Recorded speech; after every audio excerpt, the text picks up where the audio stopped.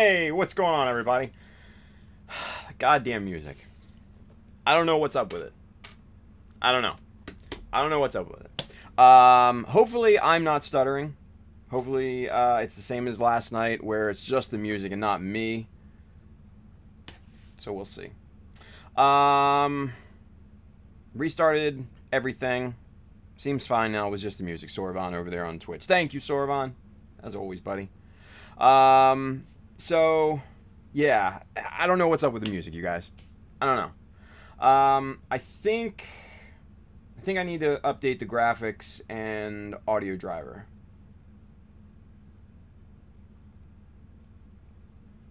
That's the only thing it could be. I don't know. Anyway. But hey, we're in business, right? Music is just music. And like William Wilms over on YouTube says, the music is a crutch. It's just to keep you entertained. Sort of, right? Anyway, it's Wednesday. It's hump day. What's going on? Welcome. We're rocking the classic tonight. Fresh and clean. Ooh, what's that? Oh, that, right there. What is that? What? Dirt off your shoulders. Anyway, what's going on, everybody? Welcome. I'm your host, Tim, the one and only Child of Mecha. Hey, if you want one of these classics, www.childofmecha.com. Hit the store button up at the top. You'll find shirts and hats and all sorts of other cool stuff in there. Go hit it up.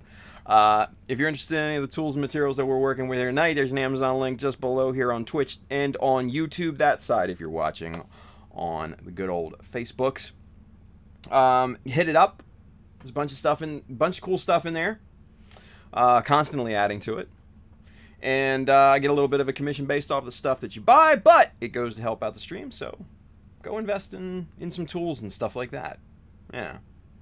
Superset5 over there on Twitch wasn't just the music on my end. The video was spazzing out too, but seems fine now. Okay. I think everybody was fine with the video portion of it. I think it was just the music. So Superset, I don't know, man. I don't know. Anyway. So here we are. Yeah. Donnie, Chris Pabs, they're both over there on Facebook. What's up, boys?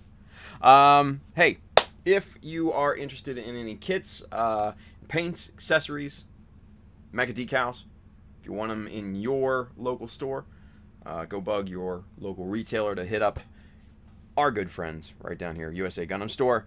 There's a wholesale link down at the bottom. If you want to just buy them, you can buy them there too. So it'll be good stuff. Go hit up some Mecha Decals and some all that good stuff. Adam and the fine folks down there will definitely have what you need. So it's Wednesday, you guys. It's like I said, it's hump day. Hump day. Brian, Mr. Bro Builder, he says, "Sweet God, Tim, I'm so tired of masking." Yeah, I know exactly how you feel.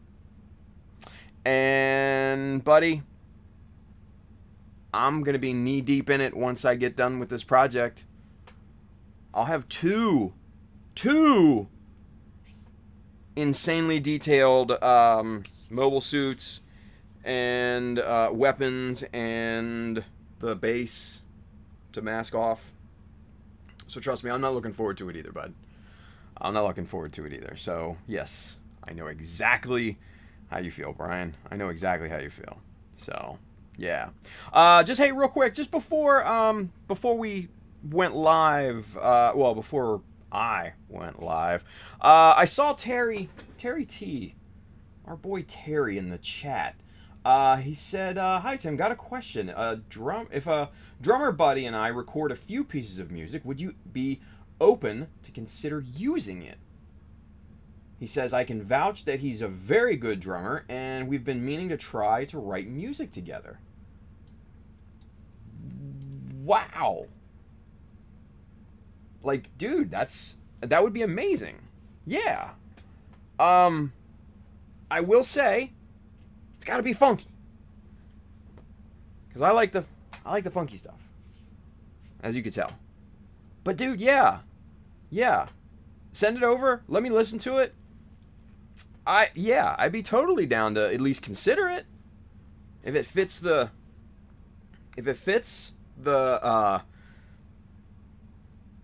theme of everything, hell yeah, I'd love to use it. Dude, hit me up, man. Yeah. That's awesome. Thank you, Terry. You're the man. That's so cool. I saw that and I was just like, what? So good, man. So good.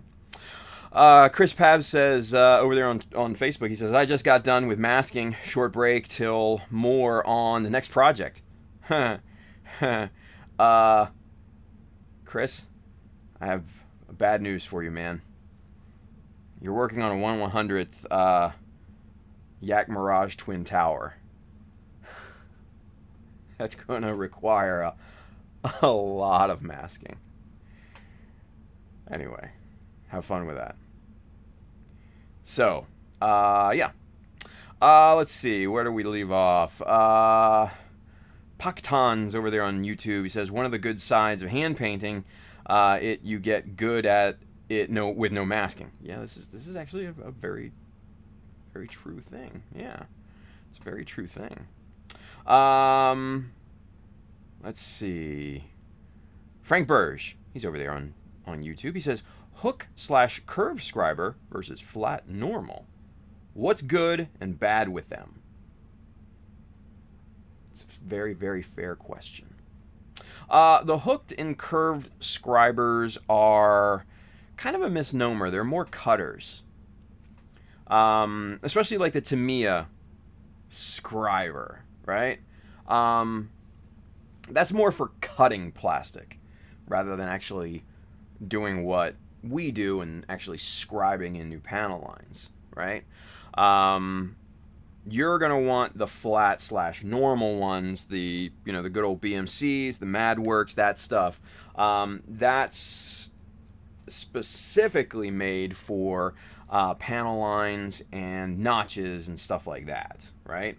The curved ones, especially like I said, the Tamiya ones, they're for cutting plastic.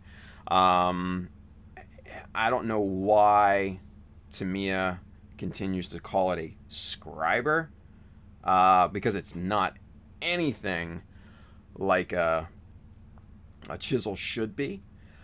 So yeah, don't use those for actual scribing. Yeah.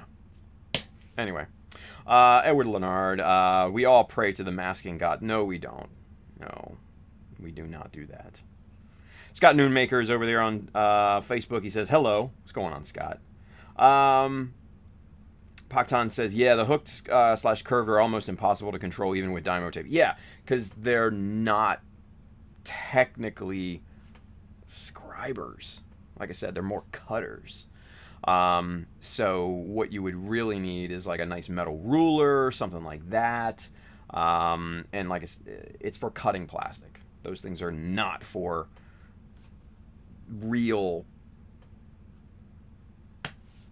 scribing and notches and stuff like that. Not for precision purposes like what we do. So, yeah. Chris Pab says, only the absolute best can scribe with the Tamiya's scriber. Best or maybe worst. How about that? Vincent Lewis, he's over there on YouTube. What's going on, Vince? He says, hey, Tim, about the carbide pen tip scribers, any good or bad about them? What... Let me see, where's mine? What Vince is talking about are these types of things, right? They have a carbide tip, and what you're going to find, it's basically just like a pen, but with, a hard metal point to it, right? These actually do have their purposes. These are more, these are more for like machinist purposes and stuff. But they do definitely have their uses within what we do, right? I like to use these for basically piloting drill, holes to drill and everything. I also use this when starting curved scribes as well. like with one of the French curves or something like that, or the circle templates, those types of things. I usually start with one of these just to get the groove, and then go back with you know, one of the BMCs to flatten that out, clean it up, and make it nice and uniform. But yeah, these do actually have their purpose. I wouldn't necessarily use this as, you know, your full-time you know, your full-time panel lining chisel, but like I said, it definitely has its uses. There's no doubt. There's no doubt. Let's see. Paktan says they work well cutting acrylic sheets, though. Yeah, the Tamiya Scriber thing. Yeah, absolutely. Frank Burge says I was looking at the how do you say that? Dispaye, whatever. Scriber, it's one of the Chinese versions. Who also calls the hooked ones for scribers, but I'm going for the flat. Yeah, be safe. Go for the normal chisel, the traditional chisel style tools, you know? Go with what you know. Let's see. William Williams says, more like the masking demon continues to burrow itself into our souls and nightmares. It's actually kind of accurate. Hate to say it. Text Marquise Armida says, use the Tamiya one for 2 passes or the Madworks. Yeah. The Tamiya Scriber will definitely have that effect on people. Yeah. Donnie Baxter, I feel honored. Donnie, you're the man. Donnie is good, though. Donnie's good. Edward Leonard says, praying for no more masking. Well, yeah, I guess that's a good one, right? Carbide Scrubber, Tim.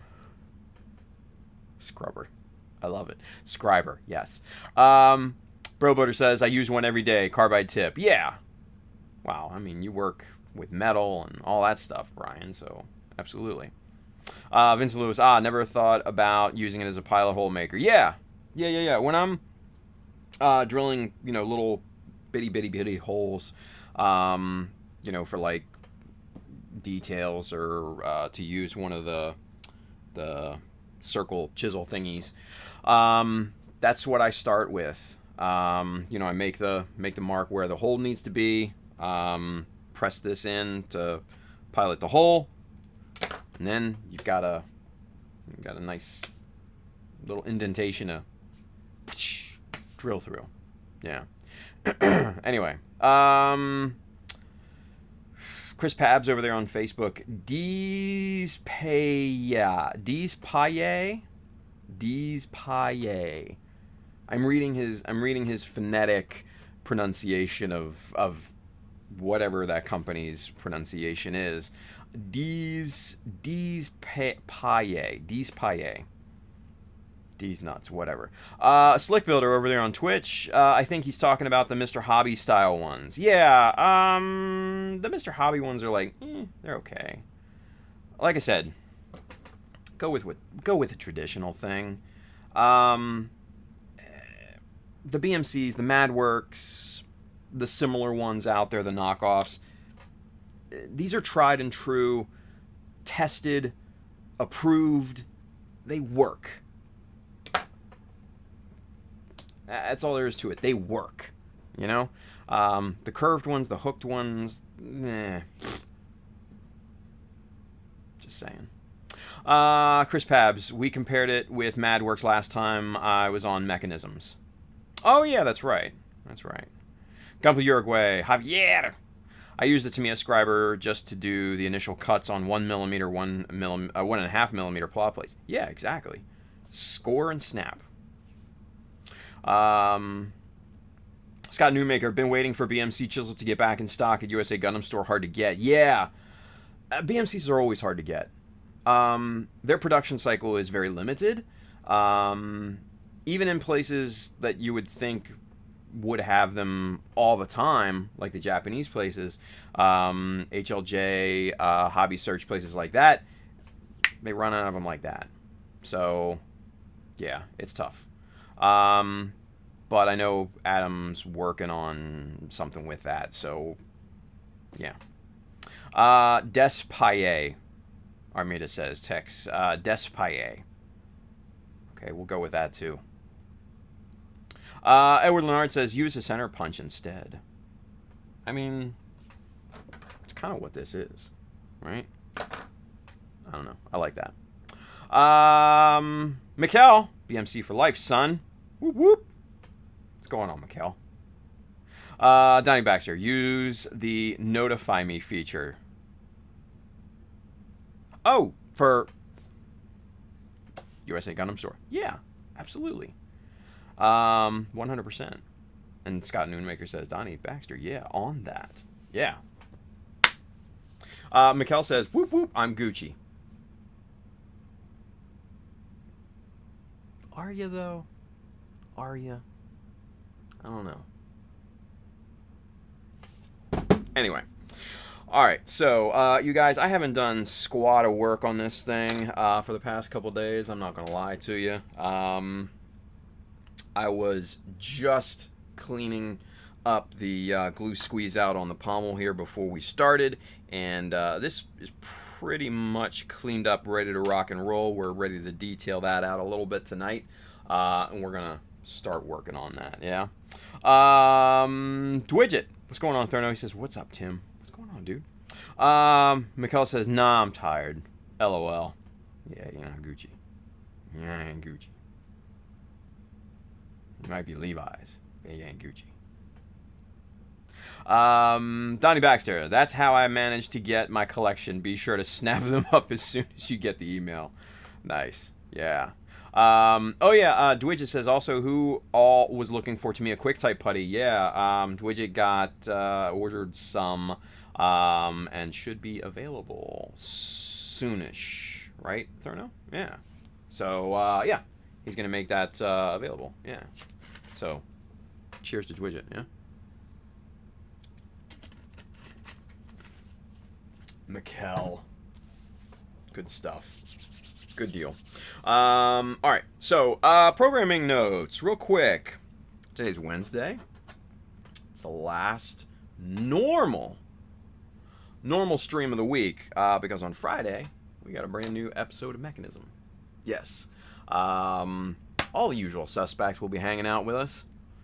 Maybe Mikkel. Maybe we can get a live whoop whoop from him. What do you say, Mikkel? Maybe? Because I know you were supposed to be on there last time, but for some reason you just ghosted us. Anyway, what are you gonna do? We'll see, right? Yeah, Mikkel. Whoop whoop. There you go. Whoop whoop. All right. Hey, let's stop with the whooping and let's get to working, shall we?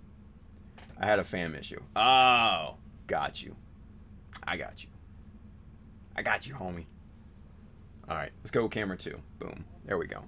All right, so let's see. Let's catch up where we were last time, which is essentially where we are right now. Not gonna lie. There's the pommel. Yeah. That's what we got done last time. Looking pretty good. I'm happy with it. We'll go with that. We'll go with that. Let's see. Mikkel says, I shall be there Friday, though. Excellent. We might actually get a live whoop whoop out of Mikkel then. Whoop whoop. Persistent Turtle, Tim's late night adult show, Mechagasm. Yeah, well, sure. Frank Burge, I just had to Google the Despaye hooked ones again. However the hell you say that. They're from 0.1 millimeter and all the steps to 1 millimeter, kind of pointless if the goal is to cut something in half. I'm gonna buy one just to test it out. Yeah, I mean, it can't hurt, right? It can't hurt.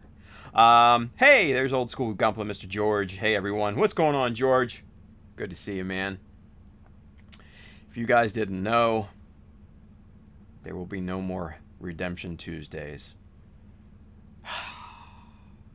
But that's okay. That's okay. It's just more time to be heathens during the week, you guys. That's all right. That's all right.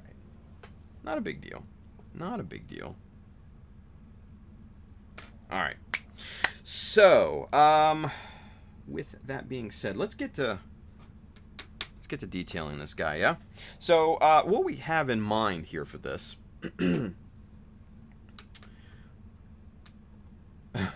yeah, Brian Brogutter says only not safe for work when Clem is on. Yeah, that's actually pretty damn accurate, isn't it? Shit. Alright, so that's kind of what we have in store for the pommel, right? We're going to insert one of these nice little Kotobukiya detail badge thingies in this, and we're going to go with that. Oh, by the way, is Bill on? Is Ruslam on here? I don't know. I haven't seen him. Bill, if you're on, give me a shout, buddy. Let me know. Last time on Monday, we were throwing around ideas. Well, not really even ideas, but just the thought of a name for this bad boy. Yeah? And Bill hit me up the other day and gave me an idea for the name of this sword. And I thought it was just outstanding. Like, knocked it out of the park good, right? So what he gave is the title of Dormach, or Dormarch. Dormarch. And what that is in traditional Welsh terminology, it means the lead dog in a hunt, right? So if you guys aren't familiar with, like the more traditional hunting, especially in England, they have, packs of dogs and they scare up the game and everything like that. But the lead dog, from what he told me and from the little bit of Wikipedia-ing that I did, is the Dormarch was kind of the lead dog in that hunt. And I thought that was pretty damn cool. It also is the name of kind of a demon dog in, I guess, Welsh mythology, who, again, was the lead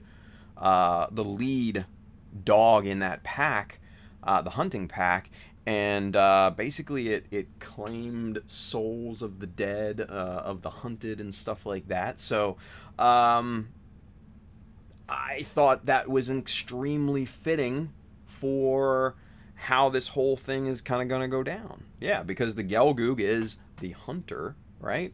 Why not have his sword kind of be that lead dog? I thought it just sounded really cool. So Dormarch. I don't know how you... I think it's Dormarch. Because it's Welsh. I don't know. It just sounded cool to me, and the whole backstory just seemed really appropriate and fitting. So I think that's what we're going to go with. Dormarch. Yeah, I dig it. Spider2K2, all my friends are heathens, take it slow. Really? You quoted a song? Come on, dude. It's okay, though.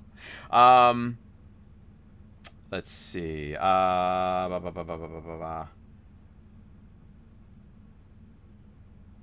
William Williams, is your goal to be able to slice large sheets of plastic into smaller ones, or add detail lines into a part on armor pieces? Yes.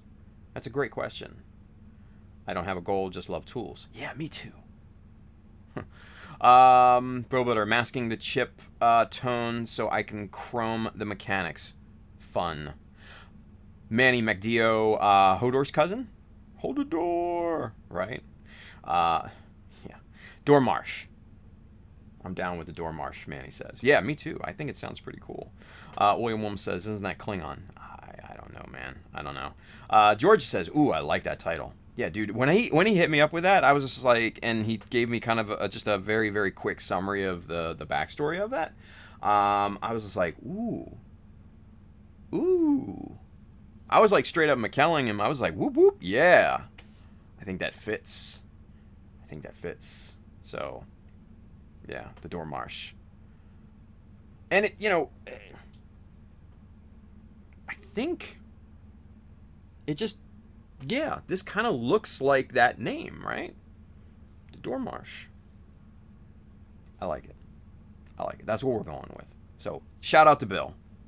I don't even think he's on, but shout out to Bill anyways.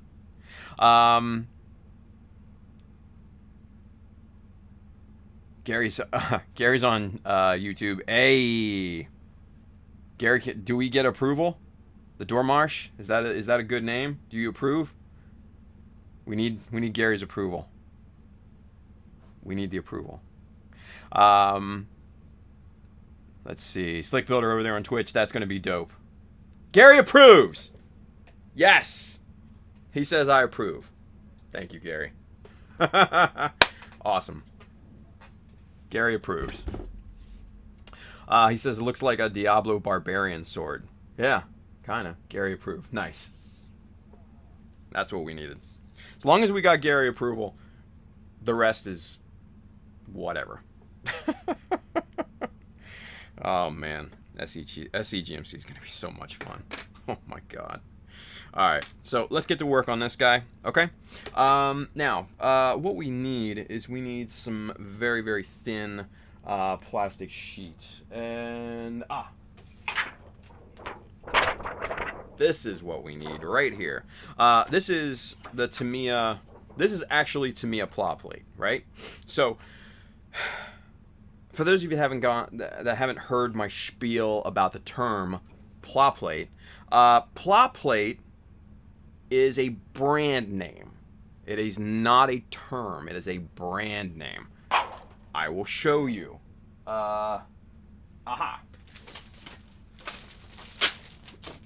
Okay. So, this is the packaging that Tamiya comes in, right?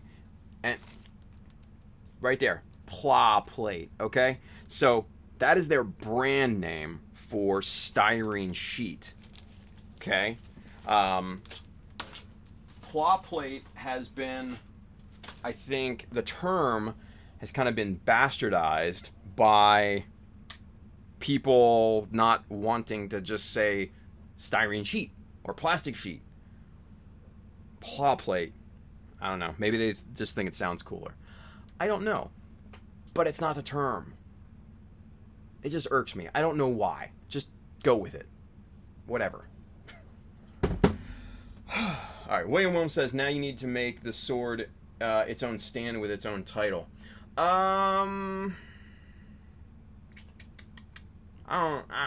Maybe. I think that's an afterthought, honestly. It would be cool, don't get me wrong. I don't think it's necessary, though. Just saying. Edward Leonard says, I would psycho doing all that. LOL, lots of time involved. There's a lot there. Yeah. Huh. Right. Gary says, styrene sheet. Get it right, Tamiya. Well, Tamiya that's their brand name, right? Plow plate is their brand name. I don't hate Tamiya for having a brand name, right? George has a great, George over here on YouTube, Old School Gunplay, has a great example. Kleenex for tissues, Frisbee for, I mean, technically Frisbee is both a brand and a term, wasn't it? I don't know about that one, George. I don't know about that one. Q-tip. Q-tip is a good one. So yeah, those are brand names. But here we've kind of bastardized those into their own kind of terms, right? Frisbee was a pie brand? George says. What? Really? I did not know that. I thought, well, I mean, technically they're flying discs. Frisbee just sounds cooler. And it's easier to say. It just rolls off the tongue. Frisbee. Flying disc. If you're not careful with pronunciation, flying disc could end up real bad. Just saying. Oh, like Band-Aid. Yeah, Manny, that's a good one too, right? Band-Aid. Definitely. Yeah. I know in, American culture, we've kind of bastardized these brand names into terms, right? And I know in some regions, like, all soda is called Coke, right? It's just one of those things. Even Pepsi. I have a Coke. Okay. So, yeah. So, it's weird. I don't know why we do that. But yeah, it's styrene sheet. It's styrene strip, styrene tube, styrene rod, or plastic, whichever you prefer. It's not fucking plot plate.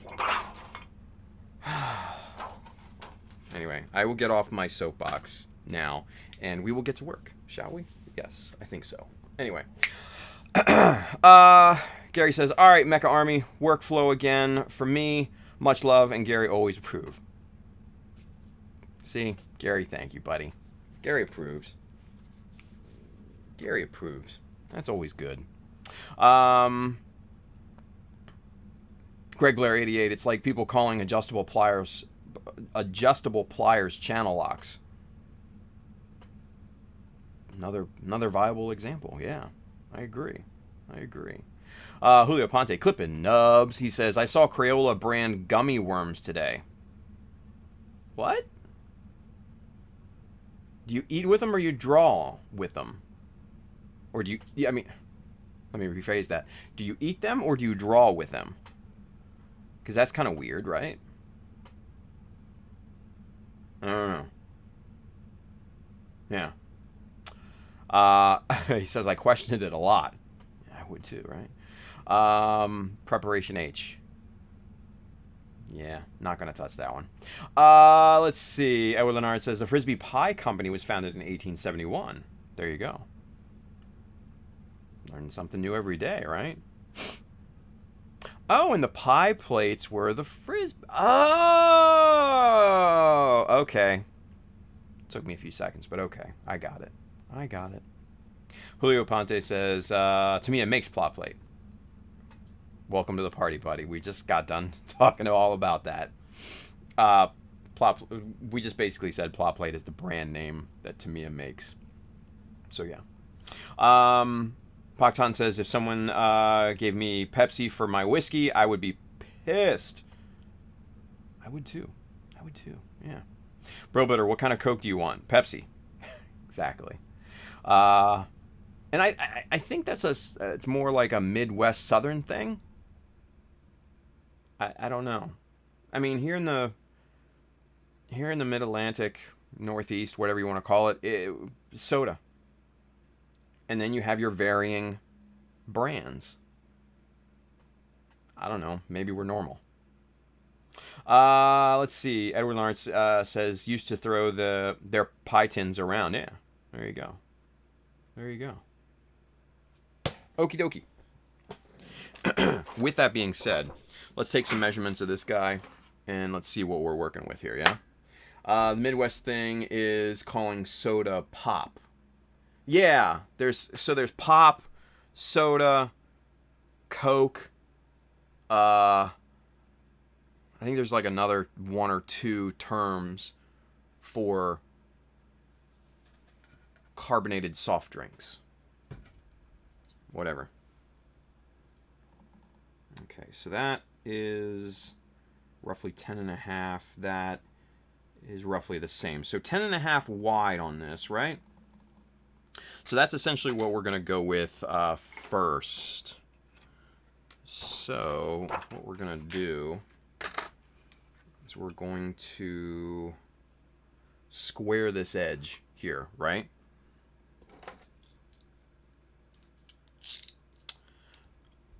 That's not going to do it, because that's a saw blade. That's not a cutting blade. So we will square this edge. We're basically just cutting off a strip there to square that up. So now we've got a perfect 90-degree angle here. And we're going to go just a little bit over, because we're looking for 10.5. This ruler is exactly 1 centimeter or 10 millimeters wide, so that's perfect for our uses. Now, what we're going to do is cut on the inside. Oh, no, that's not going to work very well, is it?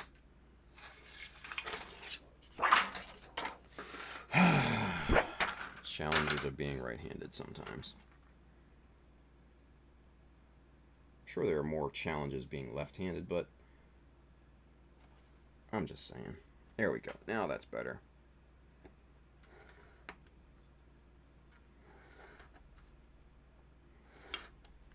And with this being 0.3 millimeters in thickness, we can cut this very, very easily with just a few passes of the knife.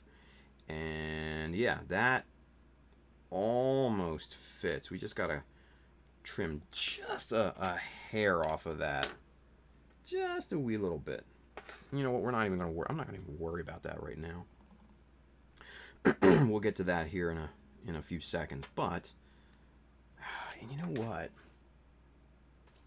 Let me see something here.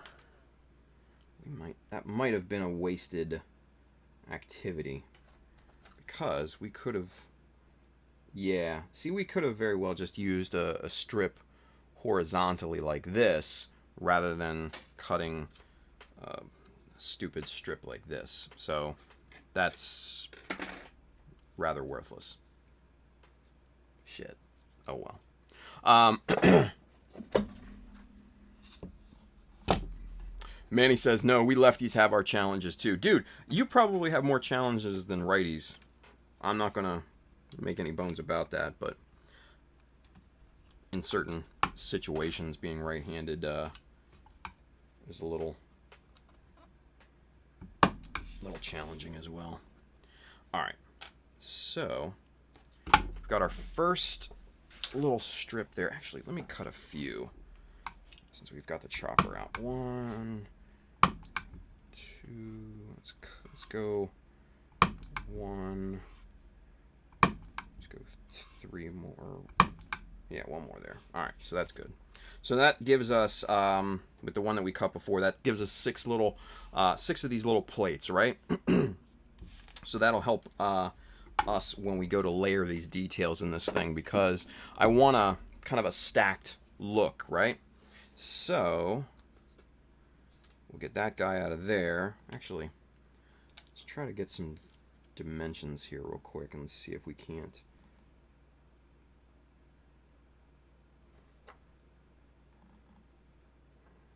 Right there. I think placement is good there. There's enough negative space around that to be good. So ever so carefully turn that, and we'll mark right about there as the top of the skull. Okay. Let's get you zoomed in a little bit more so you can see this a little bit better about what we're doing, right?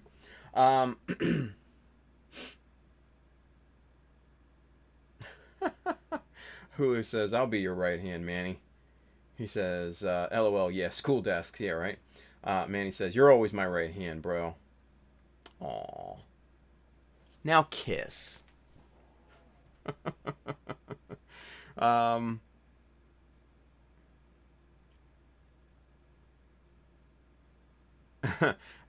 Edward says, no Coke, Pepsi, cheeseburger. Yeah, oh, I remember the Saturday Night Live skit.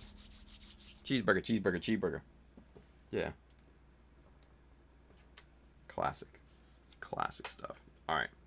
So what we're gonna do? Let's trim just a little bit off of this guy, just like that. And let's see if we can't.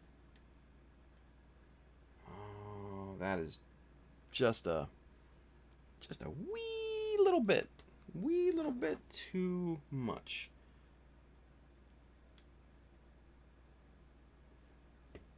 Just basically just nibbling away.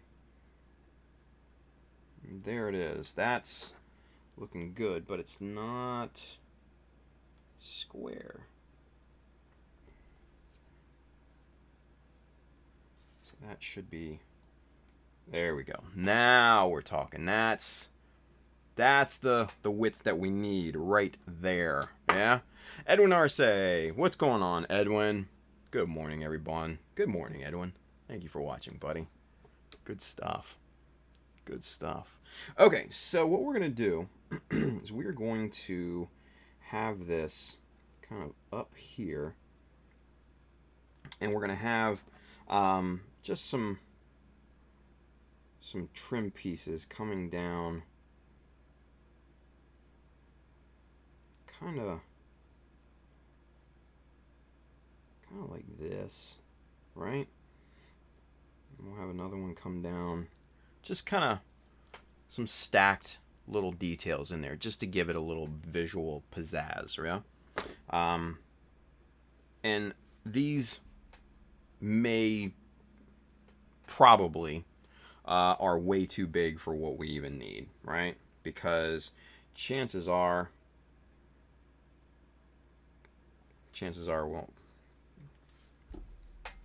we're going to cut most of this anyways. So, USA Gundam Store is over there on Facebook. What's going on, Adam?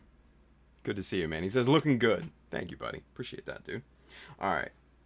So, with that being said, let's see. Was this the one? Nope, that's not the one that we just trimmed. I think this is the one.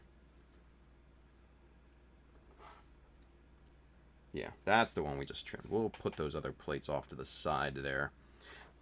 So, what we need to do is find dead center on this.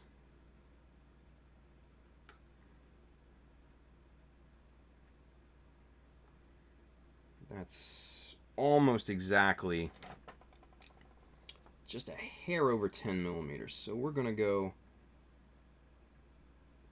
right there. And again, hey, look, I'm using the I'm using this little scriber, right?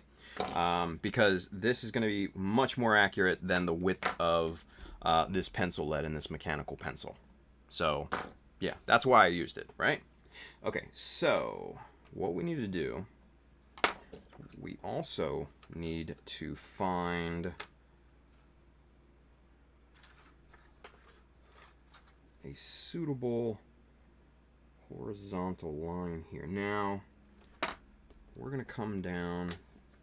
The lowest point on this detail is going to be about 5 millimeters. So, we're going to need to measure down 5 millimeters, find that horizontal line, trim that off, and then we can start really cutting this trim detail down and getting it to where we want it to be, right? So that's going to be the tough part here. All right. So, and this is so thin that it's like underneath, just underneath of the ruler, and it's just not very easy to work with, unfortunately. So what we'll do is we'll prop this up on our 1, 2, 3 blocks, and that way we can minimize the amount of space underneath, right? Okay. So there.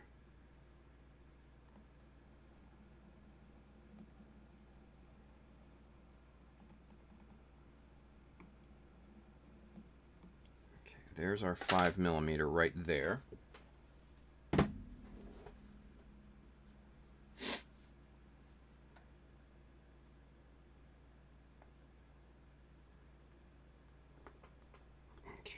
Trim that off. All right. So there, that's good enough. All right, that's good enough. That comes down. That's pretty decent. Now we're gonna take just a little bit more off of there, maybe a 0.5 millimeter or so. Probably not even that much, because we want a little bit of negative space between this trim and the little skull and crossbones, right? Trav City, what's going on, Trav? He says, hey, Tim, hey, guys, just dropping in for a few minutes, then gotta go. Always good to see you, man. Always good to see you. Superset 5. We have a question. He's got a question. Superset 5 over there on Twitch. Since I can't find my gunmetal to use as my main color on my real grade Banshee, and was wondering if Mr. Color's Graphite Black would be a better choice to use. The Graphite Black is awesome color. Honestly, Superset, if it was up to me, I'd probably use the Graphite Black over gunmetal anyway. Because the particulates in the Mr. Color, it's a 40th anniversary color. It's their one of their limited edition colors. It's awesome. The Graphite Black is very, very nice. The particulates, the particles in there, the flakes, are extremely small, right? So the metallic is a very, very smooth tone. It's nice and dark. It definitely has that nice, subtle kind of shine to it once it's laid down. And then once you clear coat over top of it, if you gloss it, it really comes to life. If you flatten it, it still looks really cool. So yeah, I definitely use the Graphite Black over any sort of gunmetal just every day of the week. Every day of the week. Yes, I would do that. Done. Hopefully that answers your question. Edwin RSA says, I am officially participating in this year's GBWC with a friend. Not like last year where I was late to register. Dude, that's awesome. GBWC is fun. It is fun. So, good stuff. Good stuff. All right. So, we've got this plate. It's all done up here. Now, we've found center. Now, what we want to do is find the top, or the bottom, I should say, of the detail that we're going to cut in here. And that's about 3 millimeter. All right. So what we'll do in this case is we'll come down 2 millimeter from the top of this plate. Now, I just happen to have a 2 millimeter strip right here. And here's a scrap piece. We'll just use this instead of trying to use that big old strip. All right, so there.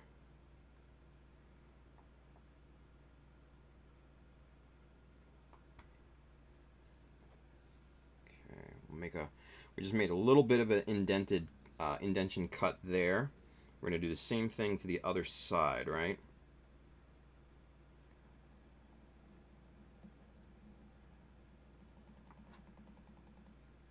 Right there. Cool. So now we have our 3 points to make this kind of weird triangle thing, right? So we connect the points with our blade. Cut there.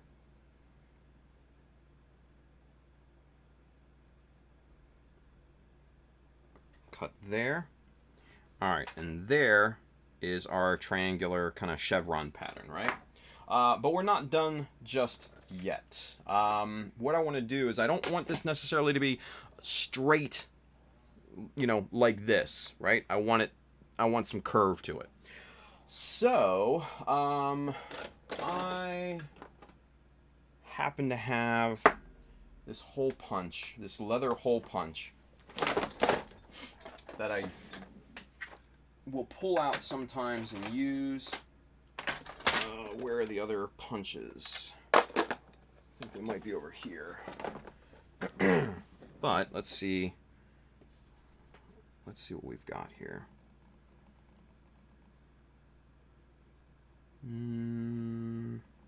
Yeah, it's a little too small.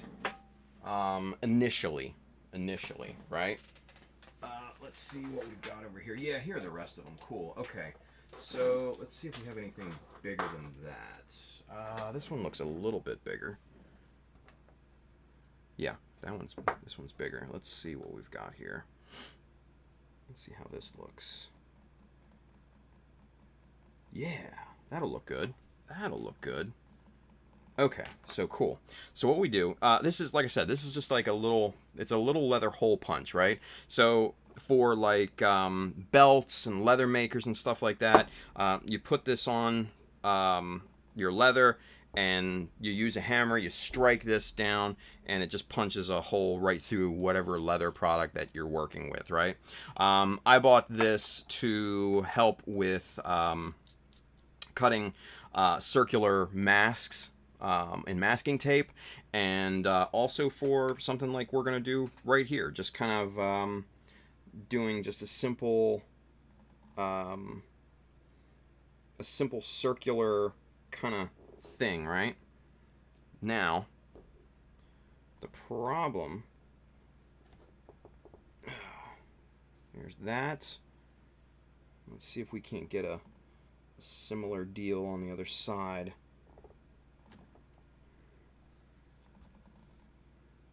Ooh, that's not bad. That's not bad. Yeah, that's not bad at all. Cool. So, let's now get our horizontal measurements here. So we're looking at about 7 across. Yeah. So, let's see. This is about 10 across, so we need about 1.5 from both sides. Now, what I just happen to have here is a 1.5 millimeter chisel, so this will be easy. We can just chisel out a little notch on both sides, right at the edge, and that will tell us exactly where we need to cut down.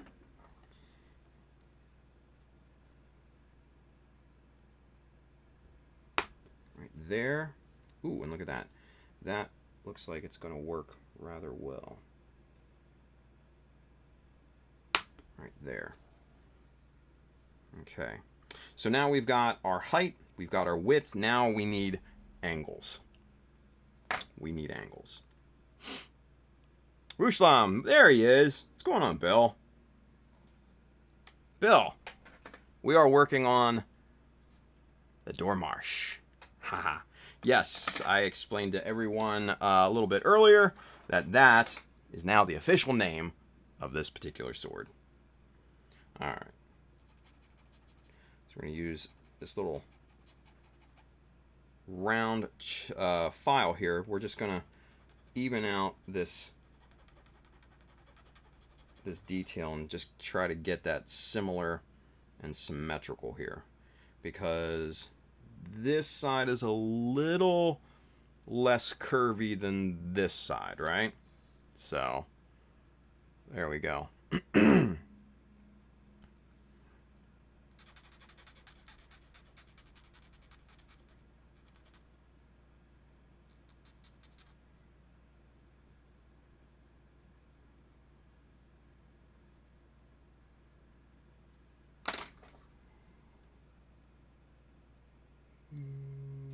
Let's see if we can't get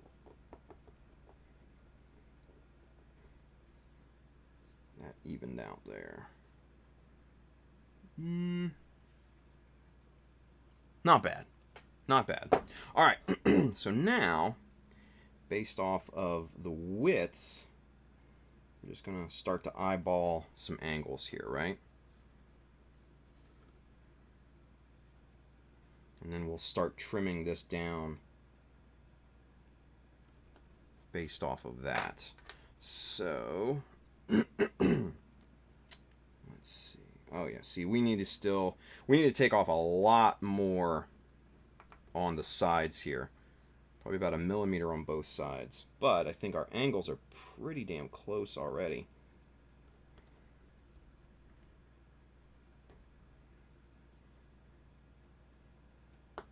Okay, just like that. Let's see what it look like. Ooh, look at that. We are... Ooh, we're close. We're super, super close.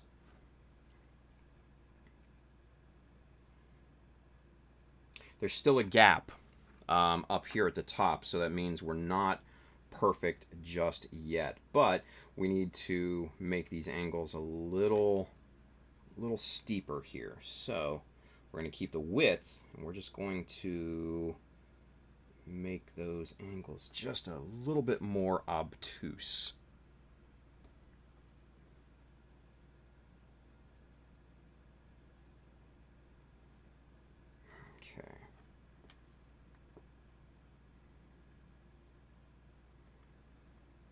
And I think the angles are good, but that top just needs a little bit off.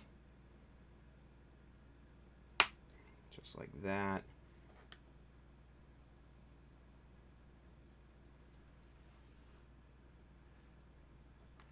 Let's see. That's super close. Just a little bit more off the top, and I think we should be in really good shape here.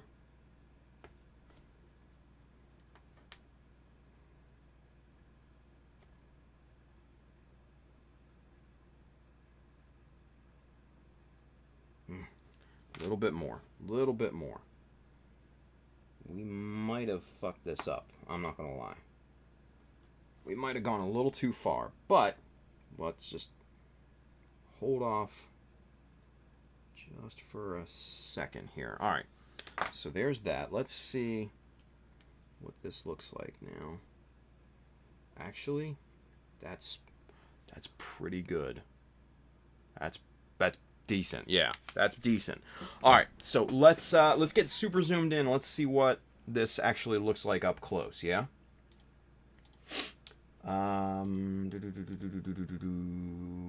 Where's the... Come on, box. There's the box. All right, cool. We're dead on. Boom. Yeah. All right.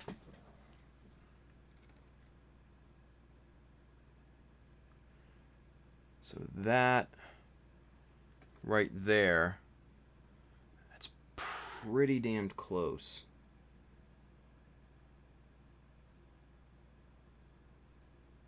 It seems like there might be some glue squeeze out that we missed up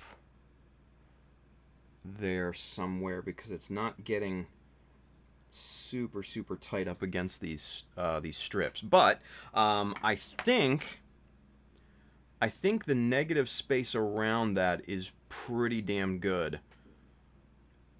I'm fairly pleased with that, actually. That's not bad. That's not bad.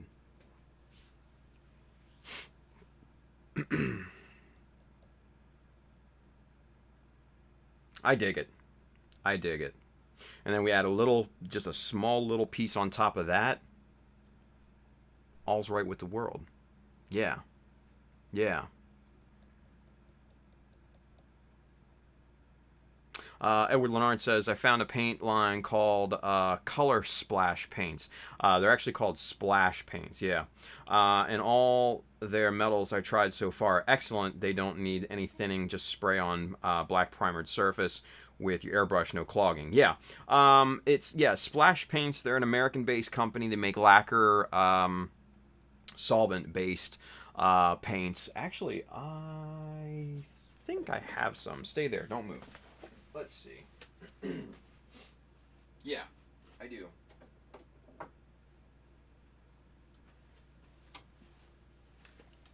Yeah. I bought some of these colors, and this is what sorry. Super zoom. That's what Edward's talking about, but let's get out of super zoom so you don't it's not like crazy zoomed in here. Get rid of the box. Let's get back to normal. There we are. All right, so this, I think, is what Edward's talking about. This is a company called Splash Paints, splashpaints.com.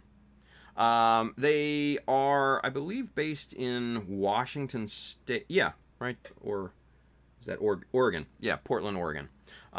USA. There you go.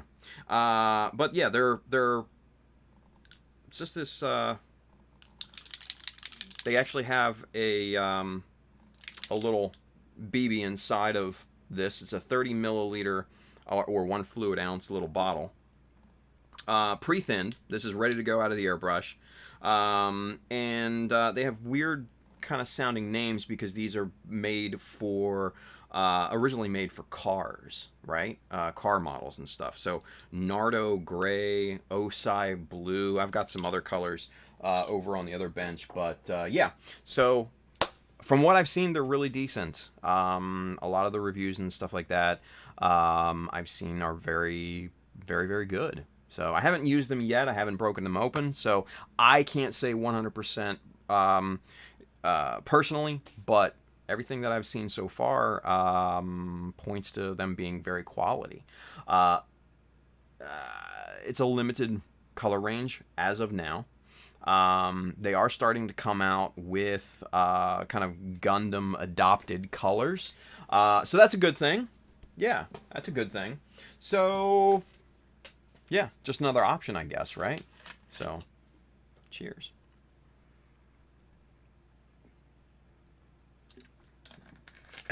Very good. All right. Sleek Builder over on Twitch says, I also dig it. It's looking good. I need to get more into scratch building. Dude, scratch building is so much fun. You will rack your brain with a lot of these things that we do, but it is fun. It is fun. Let's see. Paktan says the point is offset to the right side. Is it? I don't know. Looking at it, it looks centered up. It might be the camera. I don't know. Ruslam says Splash is very similar to SMS in how they spray and quality. Yeah, so SMS is great. I love SMS. I have used that. And it's really, really good. Scotty makes a great product. Great product. Bro Better says, I think the camera is slightly out of pan. Yeah, out of plane, yeah. Should be lining up with the nose. Let's see.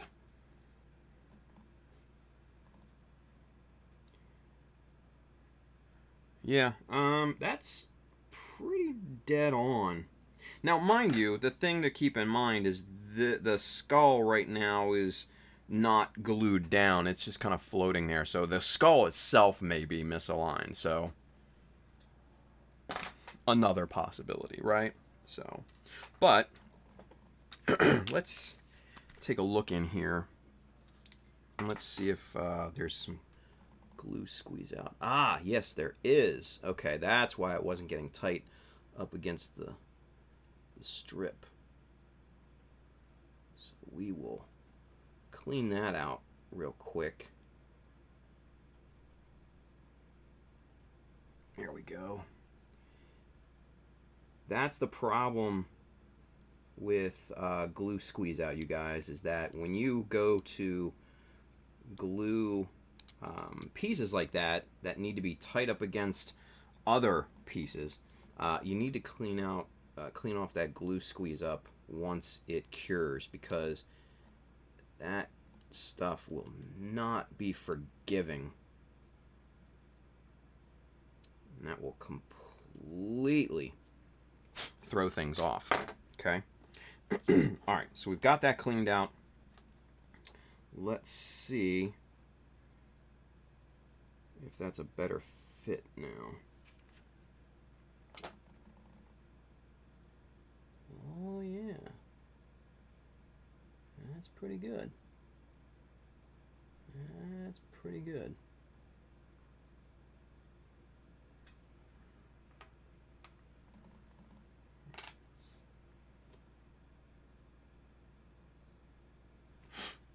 But yeah, I can see what Paktan's saying here.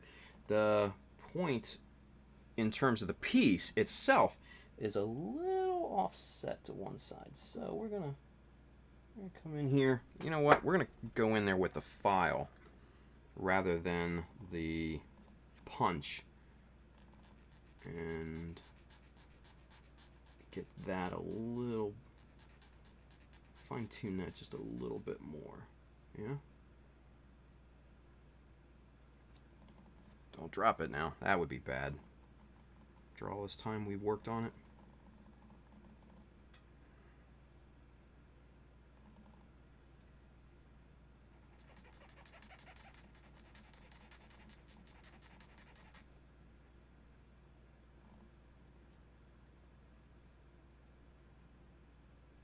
Okay. Alright, I think that's looking pretty good. Yeah, I think that looks much, much more aligned.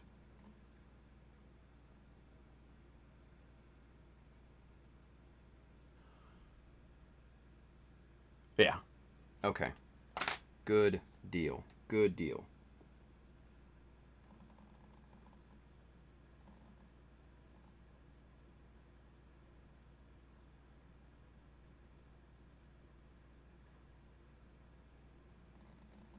Okay. All right. So we will go with that. Now, the issue that we're going to run into is to duplicate this. We need to duplicate it, right? And it needs to be perfectly duplicated. We can't just get away with half-assed, you know, try and recut the thing. So,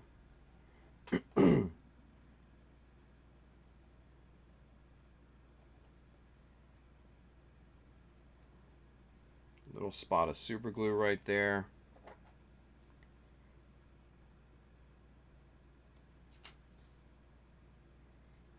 Ever so carefully drop that onto another plate.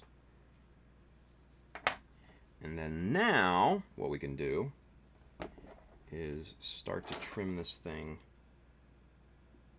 back and duplicate this since it's tacked on to this sheet, yeah?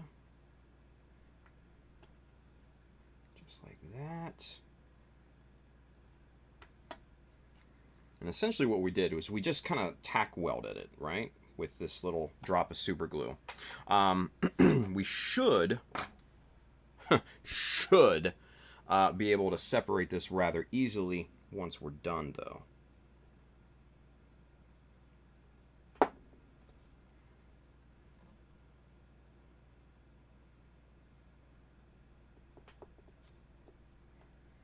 Okay.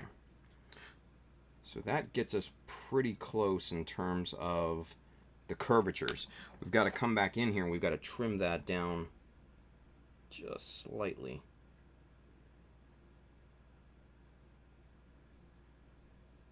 And this is where good knife work comes into play. And a nice sharp little blade of this NT cutter does the trick really well.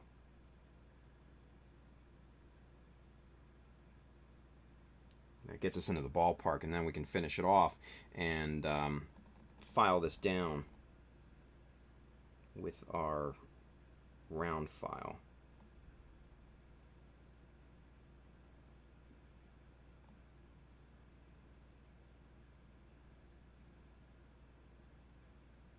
Just like that. Okay, so now we can come in here and get these perfectly aligned.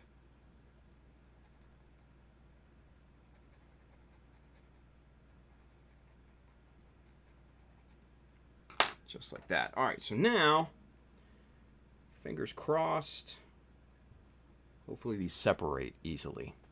We'll see, right? We will see. There we go, yeah. That was a lot easier than I imagined it would be. Cool. Okay, so now let's take the newly cut one and match that up to the same side. That's pretty damn close. Let's turn it over. Now, the angles and stuff like that on this side are just slightly different, and you're gonna experience that.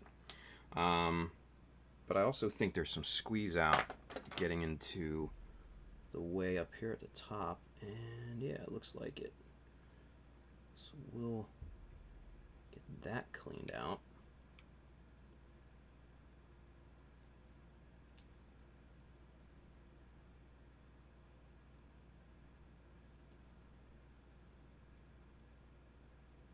For little processes like this, man, you've got to have just kind of super levels of attention to detail, right?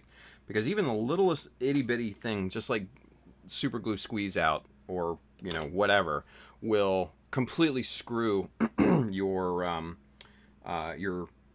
alignment and everything like that too. It's one of those things.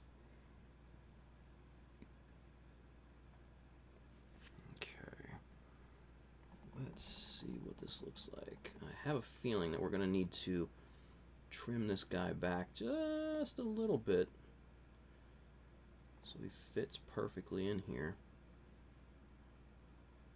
Yeah, we're going to have to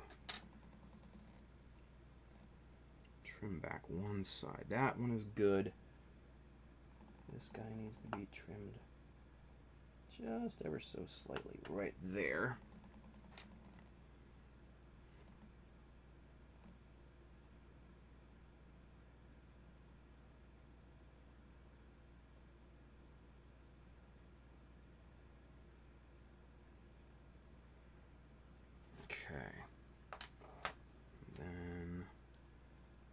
Damn it.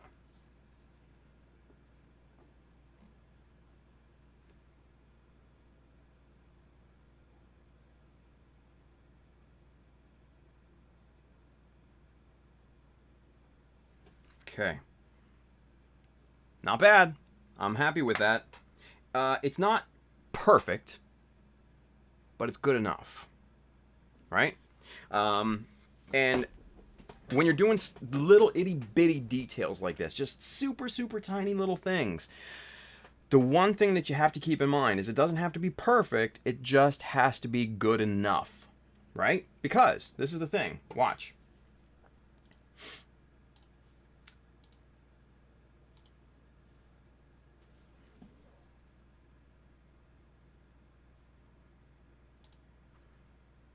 That right there, you can see, plain as day, it's not perfect, right? There's a little bit of wiggle. It's a little offset to one side, right? But what you're looking at is a focal length of 105 millimeter, about 18 inches, maybe 20 inches off of the surface of this desk, at a 5x digital zoom, right? So you have to keep in mind that opening is 1 centimeter, about 10 millimeters right there, right? 10 millimeters. That's what I mean. You can't necessarily, or you shouldn't need to completely and totally obsess with perfect measurements and symmetry on little things like this. You have to pick and choose your battles, right?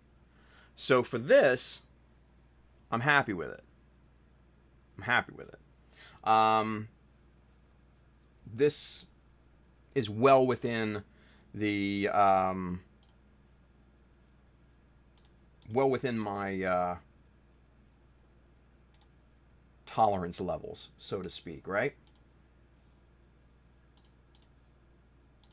Perfectly good. Perfectly good. So we'll keep that, right? We will keep that. Now, Let's get this guy out of here.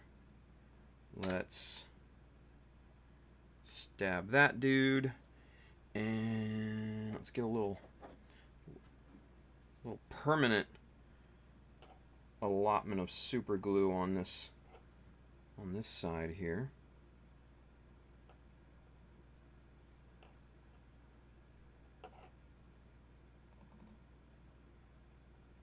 Ah, come on now. Don't do that. Don't do that.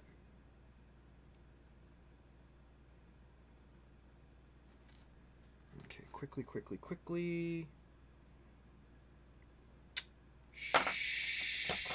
Shoot. Okay, we're good. We're good. Problem averted. What we got to do, stab this guy a little bit harder than what we did.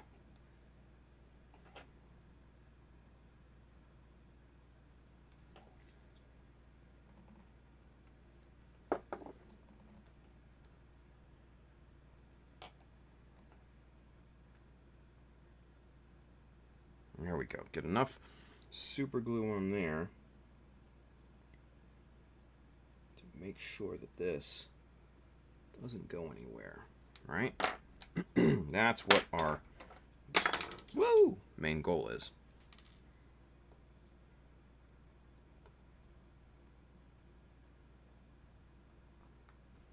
Just like that. Good. Now we'll do the same thing to the other side.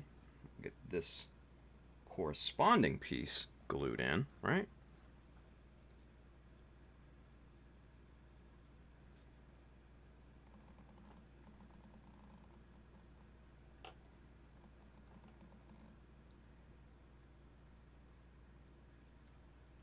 Okay.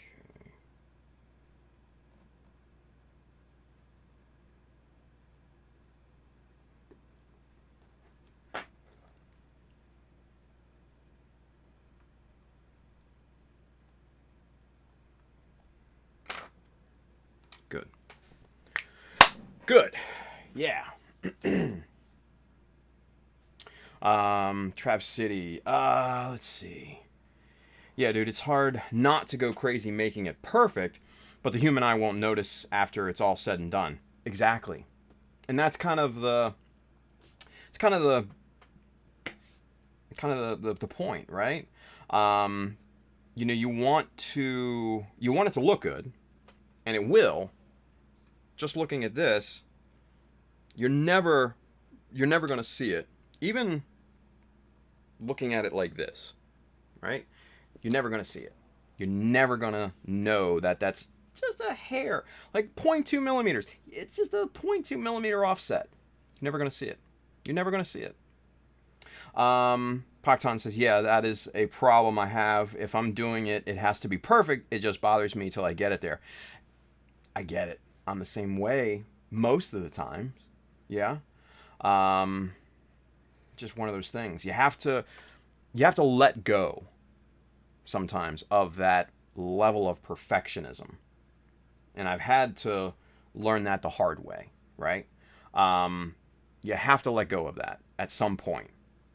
There needs to be a cutoff between perfect and good enough. And if you can find that sweet spot there in the middle, you're good. You're good. Superset 5 over there on Twitch. Last night I tried to make my own chest fins. You see on some of the Verkaz, like the new Suzabi, Double Zeta, etc. for my real grade Banshee 144 scale is too small for that with my big hands. Look at this, you guys. Superset's flexing on us with his big hands.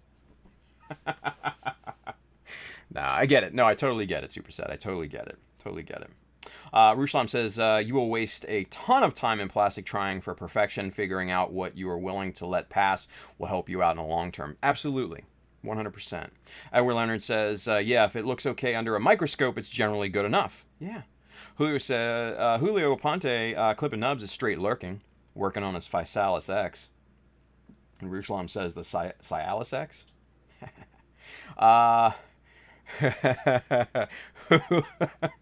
Julio says they denied me a sponsorship, so no. And then Ruslan says, ask the makers of Viagra. Julio says, I did not. Gonna try extends. Wow. That just is a joke that just keeps on going. Huh. Go figure. Ah, good stuff, you guys. Good stuff. All right, so now we've got these little pointed trim pieces here and here on these two sides. We're looking pretty good. I like where this is going so far. Now, part of me wants to do just a little another additional point just like that, right? But then another part of me just wants to kind of make like a circular detail there. And I'm not sure which one I'm gonna like, so we're gonna prototype something here. We're gonna try and test things out, yeah? So first things first, we gotta pull out our bin Okoto parts here, right? We've got some nice teeny tiny little bits on this one. 2.5 is a little too big, but that 1.5 is a little too small. So we need to get nice round measurements here. And I think that's not the one. Let's see what we can find here. Here we go. Here's 2 millimeter. Ooh, yeah, that's not bad. That's not bad. Just these little 2 millimeter round little details here. I kind of like that. I kind of like the round details. And the reason why I'm saying that is because if we look at the rest of the sword here, it's got round details all about. So decision made. That's what we're doing. Decision made. Done.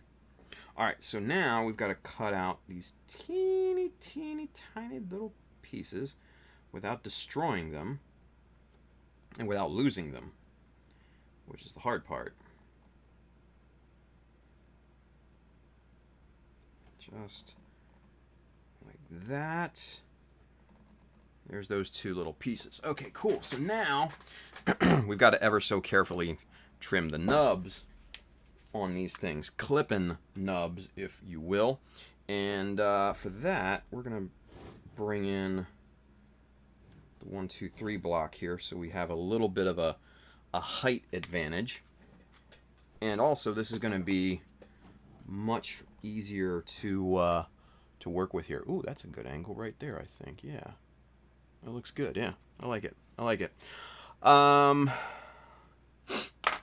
Let's see, I missed some comments here real quick. Yeah, Sauron says superset, that's what tweezers are for. Yeah, I agree. Yeah, tweezers definitely make a huge difference when handling little parts, yeah.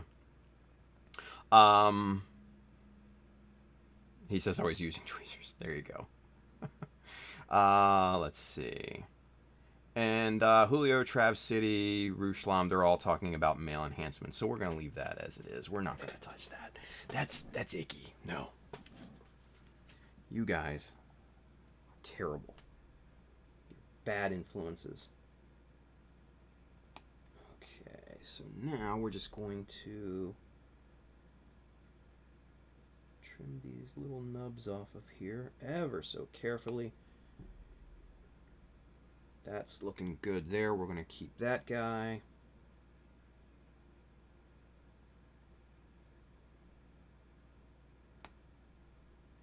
Got that.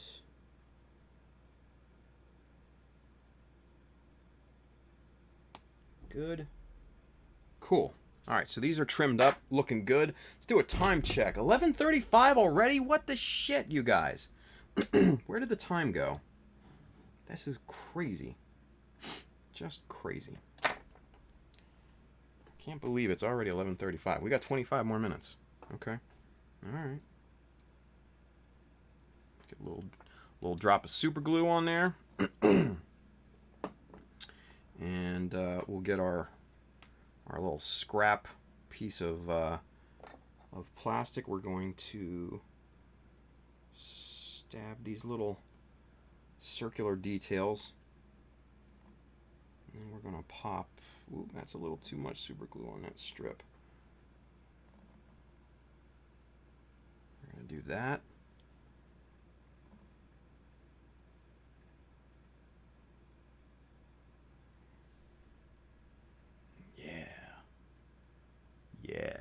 Yeah. And the cool thing is that doesn't come above this trim, which is great.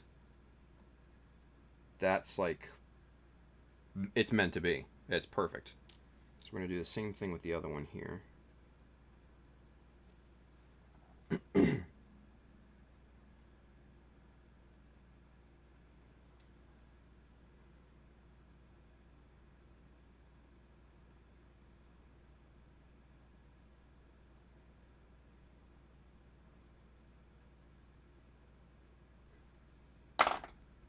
Good.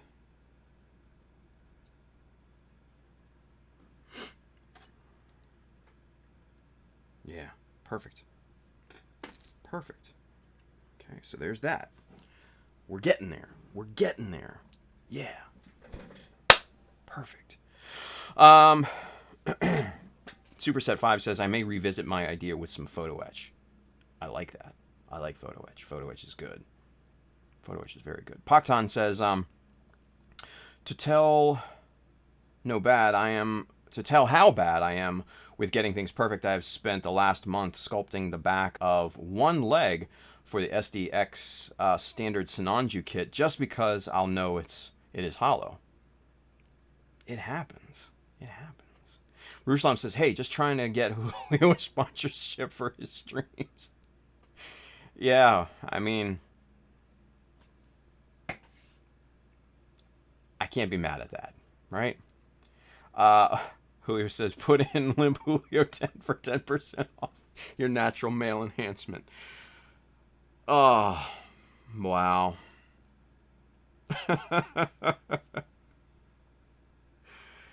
Oh, come on. Limp Julio. There you go. Clipping limps. Yeah. Limbin nubs. It's perfect. This is yeah, this is good. Ruslam says, wait, why gluing it without the other part in there, or did I miss those being glued? No. So I decided against that, actually, Bill, because so what I had thought of is doing that little corner kind of pointy piece on there. And I rather like the circular details in there better, simply because looking at the mock-up, you have circular details here, and then down here, and then obviously these little serrated deals are, you know, half round as well. So that's kind of why I went with the round detail rather than the pointed detail. That's you know, just my decision-making process, right? So that's why we went with that. Trav City says Tim started it talking about squeeze out. Yeah, I mean, I guess so, right? Jesus Christ. I mean, I can't. I mean, it is. We are heathens, so why not, right? So there we go. Okay, so now we've got that kind of look here.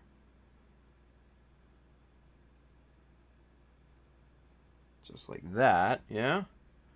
That's pretty good. That's pretty good.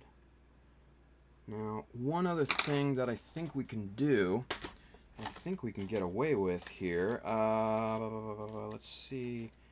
Where's the one plate that I hardly ever use? No. Damn it, where is it? Come on. Where are those little Those little bastards, come on now. There's this one, one plate of trapezoidal shapes that Kodo makes that I bought like a ton of, but I hardly ever use them. Go figure, right? They look good on the thing, on the runner, but I just don't use them. Here we go. Here we go. Here we go. Here we go. There's not enough on there. Damn it. Okay. So what I'm thinking is just below, right in here, is to use one of these small little guys right there at the bottom. Right? And that would look pretty good, I think. So I need another one of those. I don't know if I have another sheet over it. No, I do not. All right, stay right there. I'm going to grab another one. Let's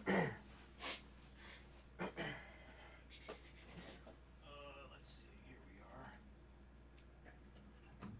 are. All right. Coming back.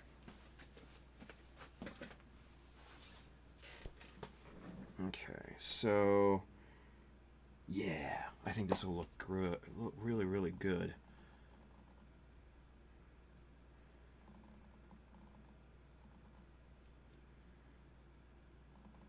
So we'll get this guy off of there. Put that back, and we'll get this last little remaining dude here.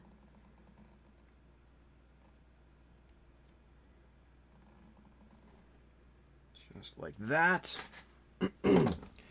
Set that off to the side. We'll get our 1, 2, 3 blocks in here too, so we can kind of get these nubs off of here. Let's see. Edward Leonard says, night everyone, got to split. Thanks, Tim, for everything you do. Watch the rest tomorrow. Thank you, Edward. Appreciate it. Good night. Thank you for watching. Trav City. Hey, how many Kodo/third-party parts are you allowed to use in GBWC work? I mean, as many as you want, really. It just needs to be, the bulk of the kit needs to be Bandai, right? So I use a bunch, obviously. So it really shouldn't matter, right? I mean, because your whole model is not going to be Kodo Bukiya parts, right?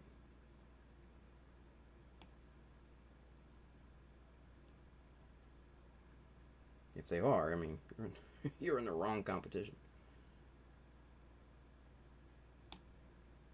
But then again, you never know, right? Never know.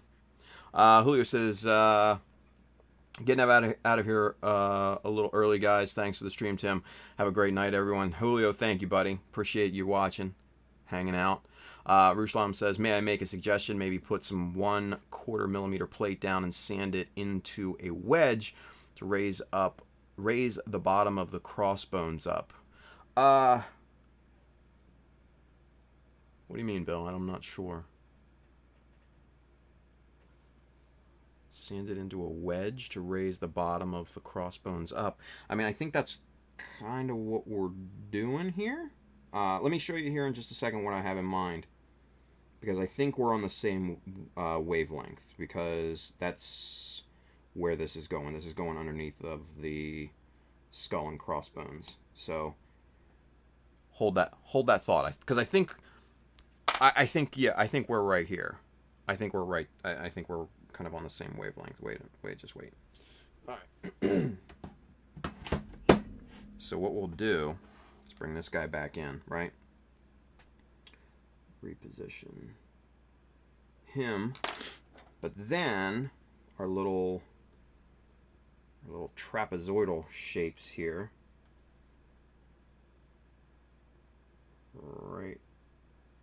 right down there at the bottom. Yeah. Just to fill in that little bit of negative space there, right? But we still have a good amount of negative border space around the skull and crossbones to make the composition look good. But I do like the inclusion of that. That is definitely going to happen here. So that's good. That's good. Let's get out of there. Let's see. Bro Builder says, I'm heading out as well. I'll catch some of you on Friday night. Dude, thank you, Brian, for hanging out with us, man. I will definitely see you Friday night. For Mechanism! Whoop whoop! It's our special whoop whoop edition of Mechanism. The special edition whoop whoop episode. For those of you that don't know about the whoop whoop, well, you'll find out. You will find out about the whoop whoop.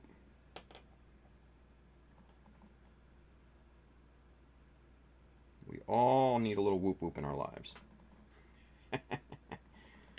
Alright, let's get that right there.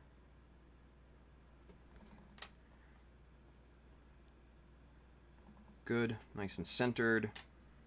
Do the same thing with its twin here.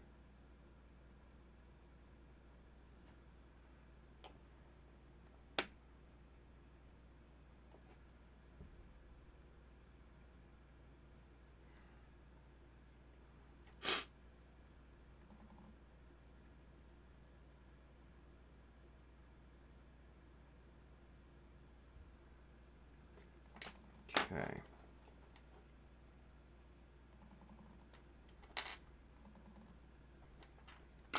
Good and good. Alright, so now what we've got a nice little composition here.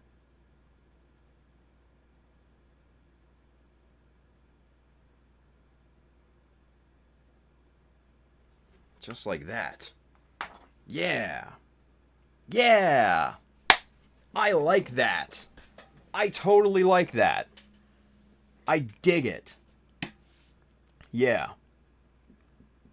Trapezoid, not circular, but yeah, Ruslam says. Exactly. Trap City, I guess my main concern is using Kodo weapons and add-ons. Yeah. I could see that, but you know, the main thing is, like, from what I've heard, it needs to be 80% Bandai. That's kind of the unwritten cutoff, right?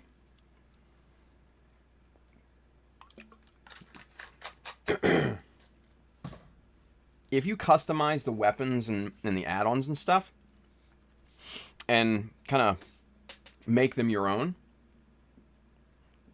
dude, you'll be fine. I think, you know, that's my that's my opinion on the matter. Quite frankly, just fucking build it and enter it and let them, you know, if you get DQ'd, you get DQ'd. It is what it is, right? Build what you want. Build how you want. That's what I do.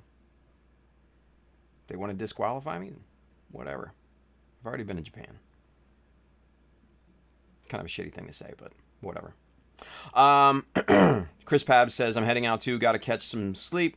See you all maybe Friday. Chris, thank you, buddy. Ruslam says, whoop whoop. Sounds like vodka and blue carousel edition. Nah, not for me. I wish, but not for me. Brandon G, whoop whoop, makes me think of the we have a question alarm, right? You know, I think we need a whoop whoop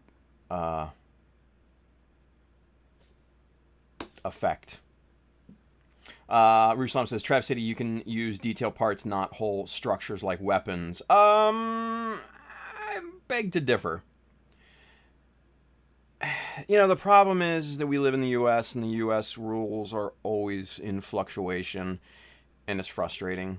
That's why I entered online, the vanilla online competition that goes to Kawaguchi and his team. There have been many entries in the past that have used full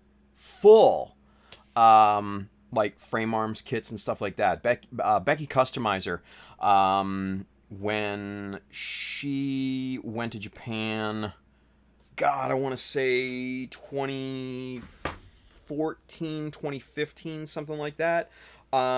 She entered a master grade Banshee, and this thing was highly, highly customized, and it had like 2 full-on frame arms kits as kind of like add-on weapon platforms for this Banshee. They were amazing. It was awesome, right? And I'm sure if you do some digging, you can find it. But you could easily tell that these were full-on frame arms kits, right? They let her through, and she went to Japan. But we live in the US, so who the fuck knows, honestly. From year to year, who knows? That's why I say, just build it, dude. Make it look cool, and let the chips fall where they may. Dare them to disqualify you. That's my philosophy. I don't know. Maybe it's a twisted philosophy, but whatever.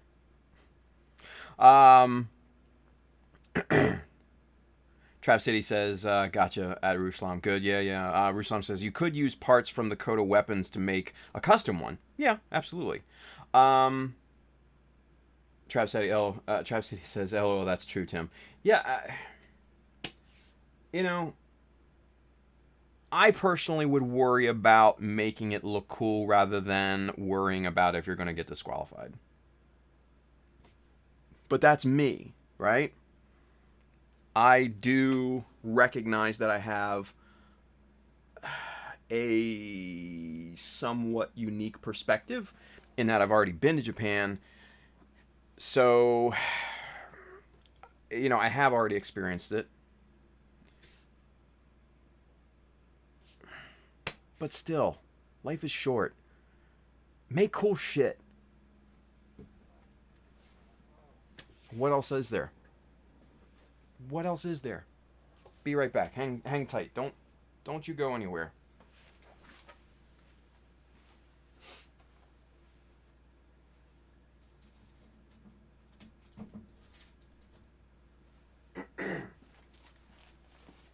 All right.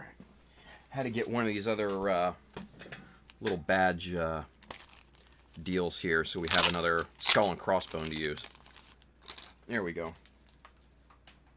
So, for those of you guys that don't know, P150 is the plate number, and it comes with all these little cool little deals, right? So you've got the skull and crossbones, you've got the bigger one, and then you've got a little one up here. You've got this shield, this kind of coat of arms with crossed swords. You've got this lion's head, which is really, really cool. And then you've got this little eagle thing. I used one of these on the chest of the Ozymandias, which is pretty cool. You've got some crosses. You've got kind of like it looks like a Japanese flag almost, but it's just kind of a rectangular shape with an indented circle inside of it, and it comes in, big and small.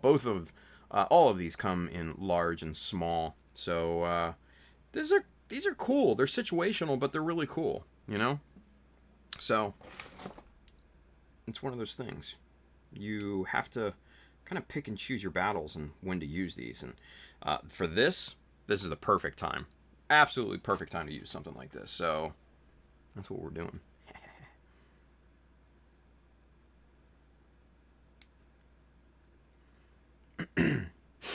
Terry T says, that's one of the biggest things I've learned from your stream, Tim. Go for the look that you want to achieve and just use whatever to achieve it. It definitely changed the way I look at modifications and kit bashing, especially with the current project I'm working on now. Exactly, man. Exactly. Like I said, just build cool shit. Just if it looks cool to you, and if it seems cool to you, then do it. Who gives a shit if Kawaguchi or Bluefin like it or not, or if it qualifies? It doesn't matter. Don't get me wrong. Going to Japan and experiencing that is really, really fucking cool. I'm not going to discount that, but what I will say at the end of the day, you've got to be happy with what you make, right? You got to be happy with what you make. And, you know, if I use Koto parts and if it gets me disqualified, then so be it. I know that I've made something pretty damn cool. Or at least cool to me. You know? That's my thing.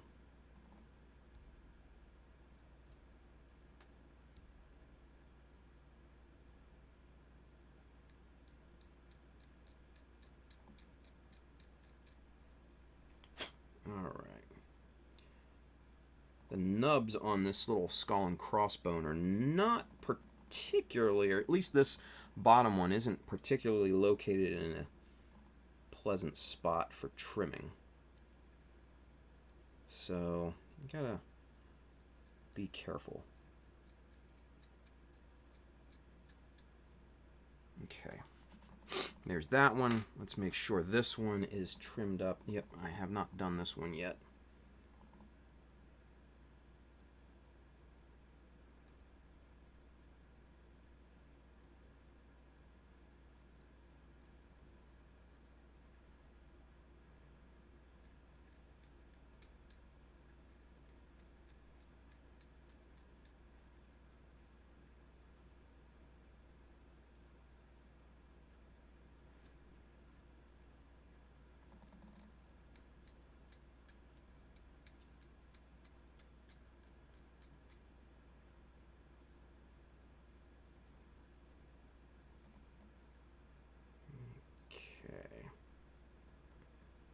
Alright, so now we have two skull and crossbones that's looking pretty good. Now, we have used super glue primarily on this part here for pretty much everything. We're not going to use that for these because getting these located properly are going to be absolutely crucial. So for that, we're going to bring in our plastic magic and we're going to apply this. And we're going to get these set in here kind of slowly, right?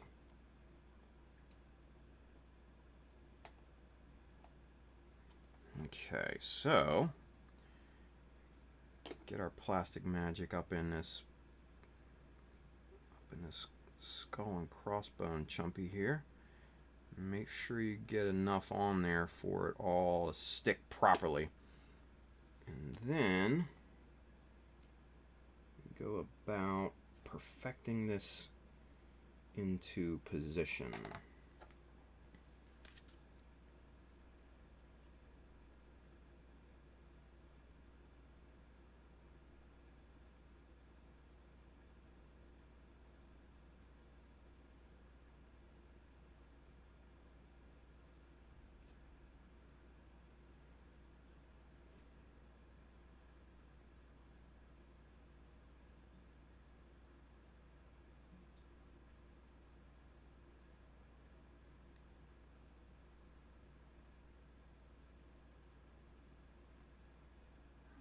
Okay.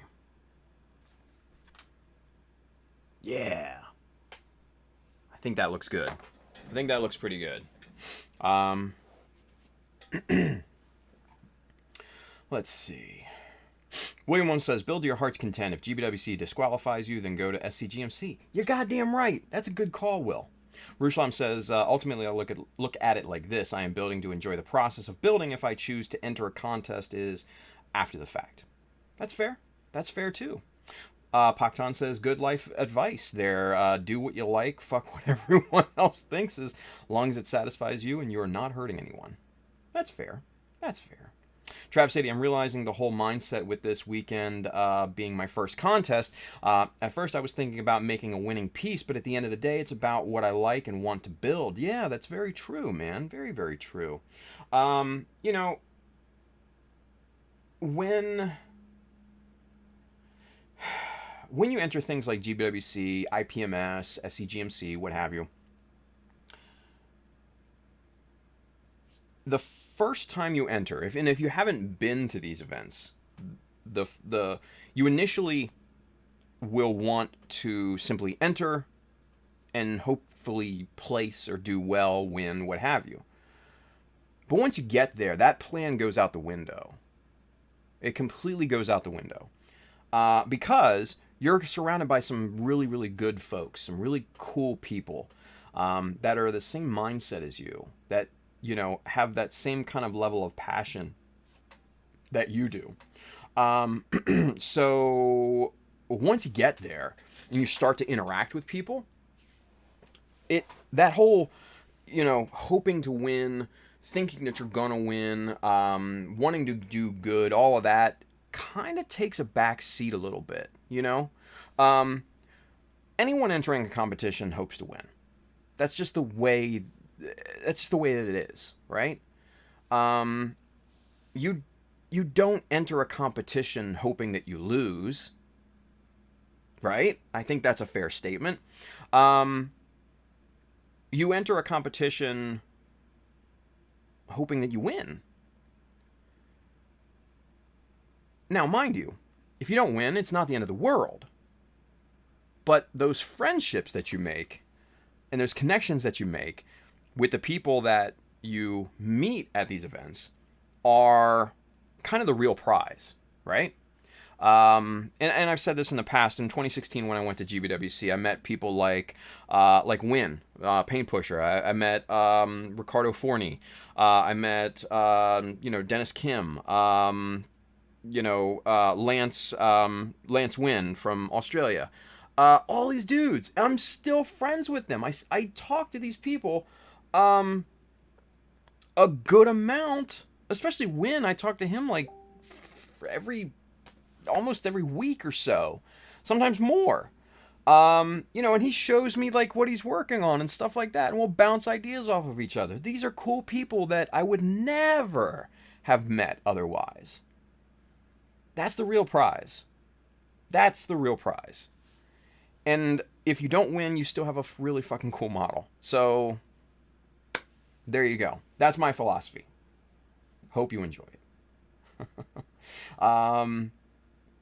George says good night. George, I know you're probably not even watching anymore, but hey, thank you for stopping by, buddy. Appreciate that. Silver Maverick. Look at it, Ricardo. He's showing up at the very last minute. What's going on? Ranger Chris, or any other local event. Yeah, any event that you go to in person. It's always, you always make friends. Or at least you should. Because that's, like I said, that's the prize. That's the fun part of it. That's the connections, right? This is a very, very solitary hobby. It just is what it is. When you get out there and you interact with people, especially really cool people that are kind of on the same wavelength, it's just so much fun. That's why I go to these events. That's why I fly out to SCGMC on my own dime, and spend the weekend with people, because it's just cool, and it's just it's so great. It's so great. So, yeah, there you go. Ranger Chris says, speaking of having the opportunity to judge at events, focus more on basic things, seam lines, alignment, etc. More often than not, that's what wins. Absolutely. Yeah. 100%. It's always going to come down to basics and the mastery of the basics, right? That's why, attention to detail with basic stuff is paramount. It is. It's absolutely paramount. So yeah, I could not agree with that statement more. Honestly, that is dead on. That is absolutely dead on, Ranger Chris. 100%. All right, we're gonna get this skull and crossbone down here, and then we're gonna call it a night, you guys. Because it's leg day. We don't skip leg day around here.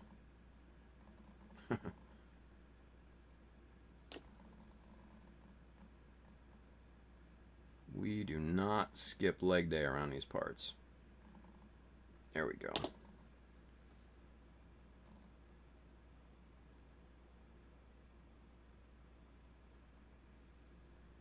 Okay. Let's get that plastic magic capped and out of the way. Let's get this aligned.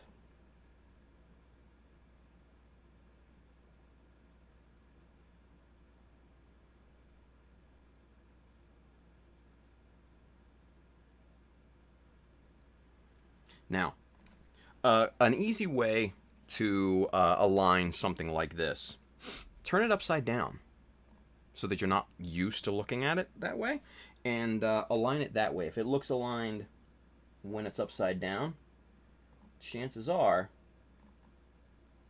it's going to be aligned properly right side up.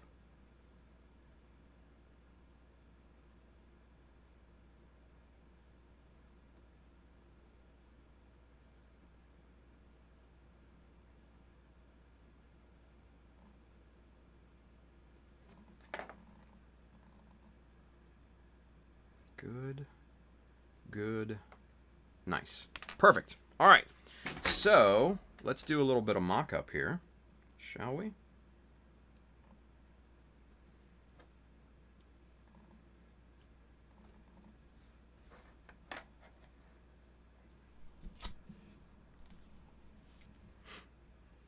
Ooh, yeah, look at that. It's coming along. It's coming along. I like it. The Dormarsh. Cheers to Bill for that name. Whoa. Ah, shit. I'll pick that up later. The Dormarsh, you guys. That's the name of this sword. Looking good. Looking really good. William says, squats make that booty go pop. Exactly. Gotta have a good booty pop. Anyway, all right. So you guys, let's wrap this one up. Let's put a bow on this one here. Hey, Friday, tune in. It's Mechanism Week. So we're gonna have a lot of fun. We're gonna talk to a bunch of cool people. The usual suspects. You know the deal. Come on back for that. It's gonna be fun. So, and then I think the weekend after that is gonna be a new episode of Gunpla Talk. Yeah, so look forward to that. More info on that as it develops. But yeah, I think this looks good. I think this sword is going to be pretty badass. There's still work to do on the pommel. It's not done yet, but the details are going to be good. NT1 Bruce, no, I just got on. Have a good night, Tim. Dude, sorry, man. It's midnight. It's actually after midnight, so sorry. Rewind it. It's still good. The freshness date is not, you haven't reached the expiration date yet. So, anyway, you guys, if you want one of the classics, hit up www.shadowmecha.com. Hit the store button up at the top. You'll find shirts and hats and all sorts of other cool stuff on there. If you are interested in any of the tools and stuff that we worked with here tonight, little NT cutter blade, you know, the super glue, the plastic magic, the 1, 2, 3 blocks, those types of things, man, hit up the little Amazon link just below here on Twitch and YouTube, that side if you're watching on Facebook. I get a little bit of a commission based off the stuff that you buy, but it does go to help out the stream, so go and stock up. There's a lot of cool stuff in there. And if you are interested in tools and paints and kits and stuff like that, hit up our good friends right down here, USA Gundam Store. You can buy the Mecha Decals on there, the whole 9 yards. If you are looking to get those into your local hobby store, go bug the proprietor of said local hobby store to hit up USA Gundam Store. Down at the bottom of their website, there is a wholesale link down there. They can get hooked up and get Mecha Decals in the stores. So, really good stuff there. All right, so come on back on Friday for Mechanism. We're going to come back here and do the regular stream next Monday. I'm going to continue to work on the Dormarsh. So hopefully over the weekend we'll get some decent progress done. And I'll post pictures of whatever I do. So keep an eye on the social medias and all that good stuff. So until then, man, have a great Thursday. Build something cool. like we talked about. And be safe out there, guys. All right? So, until then, come on back for Mechanism on Friday. We'll see you.